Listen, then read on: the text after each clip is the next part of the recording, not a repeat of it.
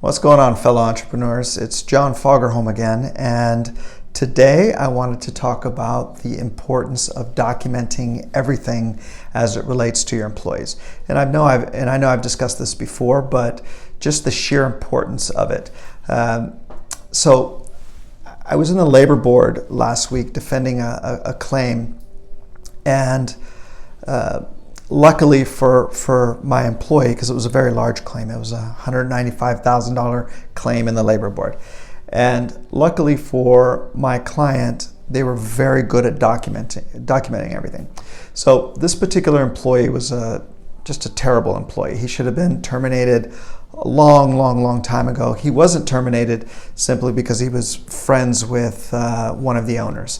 Now, this particular employee had problems showing up on time, had problems with leaving early unannounced, had problems with no call, no shows, and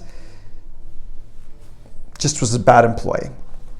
So he was never even terminated, actually. What happened was there was a day that he left early without saying anything to anybody, and then the very next day did a no call, no show. So the employer wrote him up and suspended him for a week, and then he didn't return ever, and then filed a bunch of claims. I mean, did everything. Every department that you could file a claim in, the guy did it.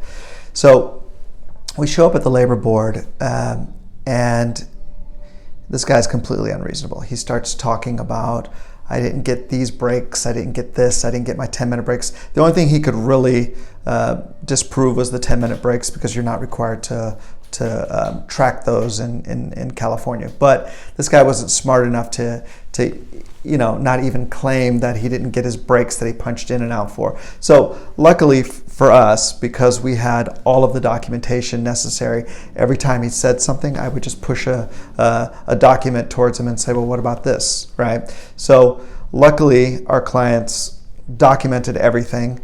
Every time he did something wrong, every time he punched in, every time he punched out, everything.